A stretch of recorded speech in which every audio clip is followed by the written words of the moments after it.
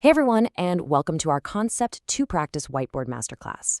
I'm absolutely thrilled to be your study buddy today as we tackle some really fascinating Grade 7 advanced science concepts. If you are prepping for your exams right now, you are literally in the perfect place. Today, we're going to clear the whiteboard, clear our minds, and focus purely on the core physics outcomes you actually need to know. We'll be breaking down those fundamental forces and energies that shape our physical world. We'll keep things super simple, structured, and completely focused on what you need to understand to crush this test. So, here's our roadmap for today. We're mastering exactly 5 essential topics. 1. Normal force explained. 2. How to calculate weight. 3. Factors affecting gravity. 4. Types of potential energy. And finally, 5. Kinetic energy in action. Okay, let's dive into this. Section 1, Normal Force Explained. You know, the term normal force can sometimes sound a bit weird, right? But here's the absolute best way to define it. The normal force is the upward, perpendicular support force exerted by a surface on an object that's resting on it. I want you to visualize this with me. Imagine a simple wooden table, and you just plop a heavy textbook right in the middle of it. We all know gravity is pulling that textbook down, but why doesn't it crash right through the wood? Well, it's because the table is actively pushing back up against the book. That upward push, that invisible support preventing the book from just falling through the surface, that's your normal force. Now let's spike the energy a bit with our first whiteboard test. Really think about this question, which comes directly from our practice materials. A pencil sits still on a table. What are the two forces acting on it, and what are their directions? I'll give you a quick second to lock in your answer. And here's the answer. The two forces are gravity pulling downward and the normal force pushing upward. If you got that right, fantastic. This is a perfect example of Newton's laws at play. Because the pencil is sitting completely still, we know for sure those forces have to be balanced. The downward pull of gravity is perfectly exactly matched by that upward push of the normal force from the table. Let's move right along to Section 2, How to Calculate Weight. Okay. This is an incredibly common area where people, honestly, even adults, get tripped up. Mass and weight are absolutely not the same thing. Mass depends on the amount of matter in an object. It's literally the actual stuff you are made of, and that never changes, whether you're hanging out on Earth or floating in deep space. Weight, however, depends entirely on gravitational force. Weight is essentially a measure of how hard gravity is pulling on that mass. Because gravity changes depending on where you are in the universe, your weight can absolutely change too. So, how exactly do we find weight here on Earth? We use a very specific formula. Time for another practice challenge. A book has a mass of 2 kilograms. Using the formula, weight equals mass times 9.8 meters per second squared, what is the book's weight? Run that quick math in your head. 2 multiplied by 9.8. The answer is 19.6 newtons. And this brilliantly illustrates just how straightforward this calculation is once you know the rule. You simply take the mass, in this case our 2 kilograms, and multiply it by Earth's gravitational acceleration, which is a constant 9.8. That gives you the force in newtons. And remember, because weight is a force, we always measure it in newtons, denoted by that capital N. Up next, Section 3, Factors Affecting Gravity. We just talked about how gravity pulls on objects to give them weight, right? But let's take a step back and look at the invisible force itself. There are 2 golden rules you absolutely must memorize regarding gravitational force.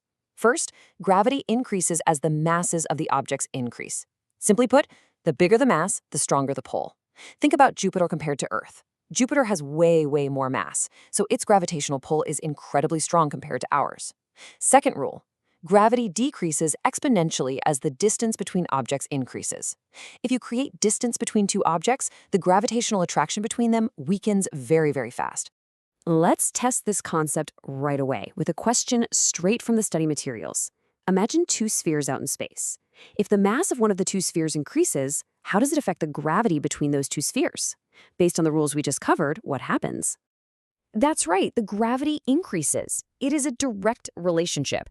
Adding mass always means adding a stronger gravitational pull. You can never add mass and get less gravity. They go completely hand in hand. Moving on, Section 4, Types of Potential Energy.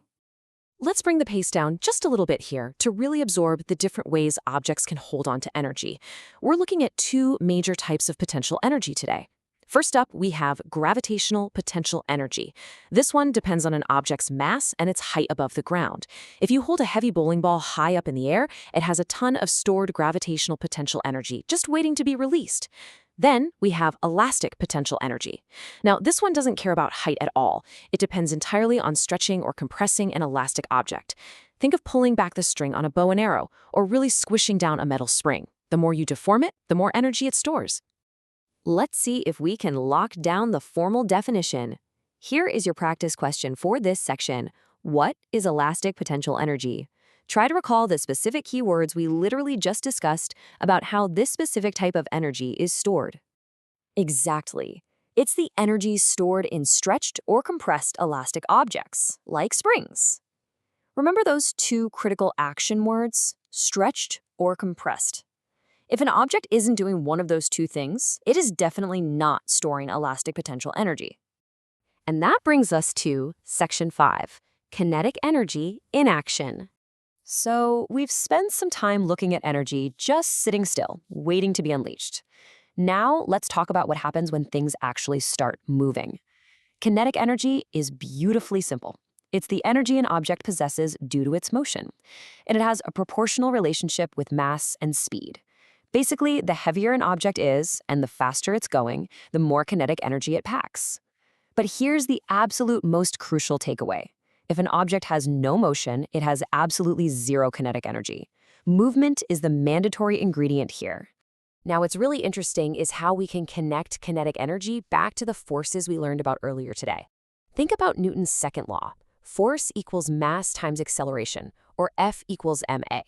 This formula shows us exactly how force creates the motion that results in kinetic energy.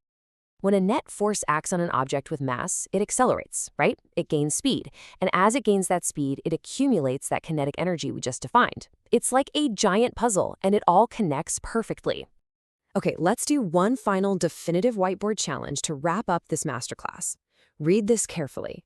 Which type of energy does an object not have if it is not moving? We just covered this. What is the energy of motion? It's kinetic energy. Huge congratulations to those of you who got that right. You have successfully navigated all 5 core topics of today's physics rundown. You've tackled normal forces, weight calculation, gravity, potential energy, and kinetic energy. You should feel incredibly proud of the focus you've shown today. I want to leave you with one final thought before we close out this explainer.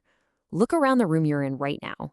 What objects are storing potential energy at this very second, just waiting to be pushed, dropped, or released to convert that stored energy into kinetic motion? Physics isn't just trapped in a textbook. It's happening all around you, all the time. Keep that curiosity alive, feel super confident in your preparation, and best of luck with your exams.